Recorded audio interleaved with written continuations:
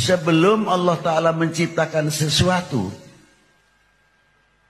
pertama kali Allah Ta'ala menciptakan makhluknya adalah menciptakan nurku, dan nurku sujud keharibaan Allah selama 700 tahun.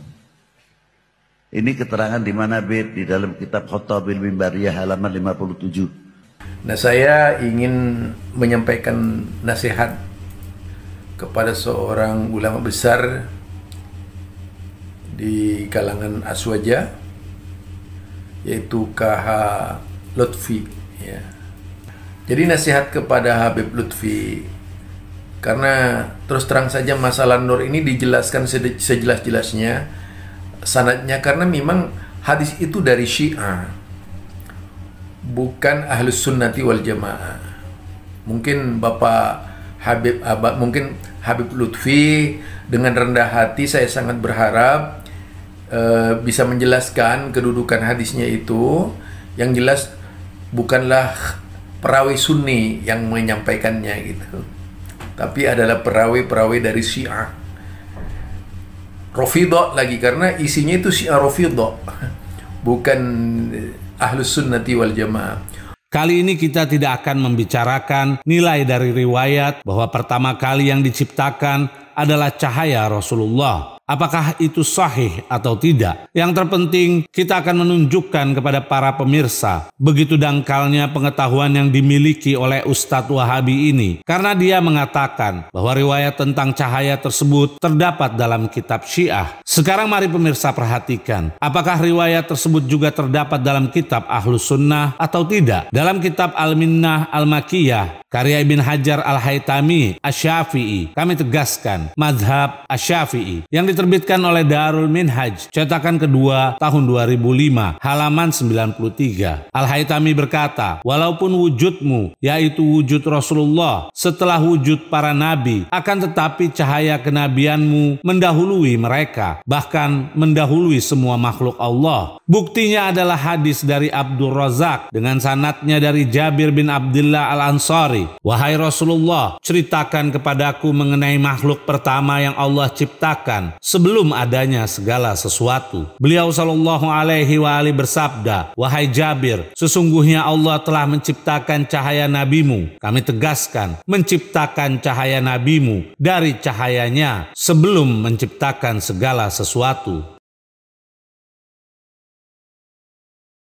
Riwayat yang sama terdapat dalam kitab Al-Mawahib Al-Laduniyah karya Al-Qastolani, salah satu ulama Ahlus Sunnah, jilid 1 yang diterbitkan oleh Al-Maktabul Islami cetakan tahun 2004 halaman 71. Riwayat yang sama.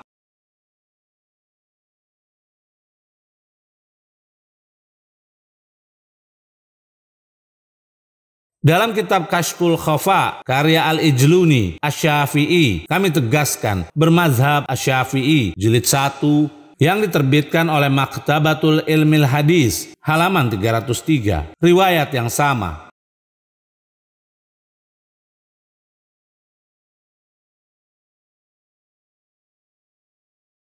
Dari kitab para ulama Ahlus Sunnah terkemuka, yaitu Ibn Hajar Al-Haytami, Al-Qastolani, dan Al-Ijluni, mereka membawakan riwayat bahwa pertama yang diciptakan Allah adalah nur Rasulullah. Silahkan Ustadz Wahabi ini mengkritik para ulama tersebut. Mengapa mereka memuat sebuah riwayat namun tidak mengomentarinya? Sekarang mari kita simak pernyataan ulama Ahlus Sunnah yang lain tentang cahaya Rasulullah. Dalam kitab Sirah Al-Halabiyah karya Al-Halabi Asy-Syafi'i, kami tegaskan bermazhab Syafi'i jilid 1 halaman 197. Rasulullah bersabda, makhluk yang pertama kali diciptakan Allah adalah cahayaku. Al-Halabi berkata, di saat itu tidak bertentangan dengan apa-apa yang datang, bahwa sesungguhnya Allah menciptakan Adam dari tanah yang mulia dengan lafaz dari cahaya Muhammad sallallahu alaihi wa alihi. Kami tegaskan dari cahaya Muhammad sallallahu alaihi wa alihi, karena Rasulullah adalah jenis tertinggi dari semua jenis dan ayah tertua untuk semua makhluk juga manusia. Sebagai penutup, kami akan memberi pelajaran kepada Ustadz Wahabi baru ini, yaitu suatu pernyataan yang datangnya dari ulama besar Ahlus Sunnah, Al-Alamah Al-Alusi. Namun sebelumnya, pemirsa perhatikan baik-baik apa keyakinan yang dianut oleh Al-Alusi tersebut. Dalam kitab Al-A'lam, karya Az-Zirikli, jilid 7, yang diterbitkan oleh Darul Ilmi lil Malayin, cetakan ke-15 tahun 2002, halaman 176. Az-Zirikli berkata, Al-Alusi Al-Kabir, Mahmud bin Abdullah Al-Husaini Al-Alusi, Syihabuddin, julukannya Abu Thana, seorang ahli tafsir hadis dan sastra, seorang pembaharu berasal dari Baghdad. Beliau dilahirkan dan wafat di sana. Beliau berakidah Salafi. Kami tegaskan, beliau berakidah Salafi. Sudah jelas bukan, para pemirsa? Inilah yang dinamakan Salafi sebenarnya, bukan yang mengaku-ngaku Salafi. Sekarang mari kita simak apa yang dinyatakan oleh Al-Alusi di dalam kitabnya Ruhul Ma'ani, karya Al-Alusi, jilid 15, yang diterbitkan oleh Dar Ihya At-Turath Al-Arabi, halaman 126. Al-Alusi berkata, bahkan beliau sallallahu alaihi wa alihi adalah wasilah semua makhluk hidup dan perantara antara mereka dengan Allah di dalam karunia. Begitu pula dengan semua hal yang dikaruniakan Allah kepada segenap makhluk, dan makhluk yang paling banyak mendapat bagian untuk berwasilah kepada beliau sallallahu alaihi wa alihi adalah para nabi, karena mereka adalah sinar cahaya beliau sallallahu alaihi wa alihi. Kami tegaskan, para nabi adalah sinar cahaya Rasulullah dan pantulan jejaknya, sedangkan Rasulullah adalah cahaya kebenaran dan nabi yang mutlak. Beliau sudah menjadi nabi sedangkan Adam belum tercipta.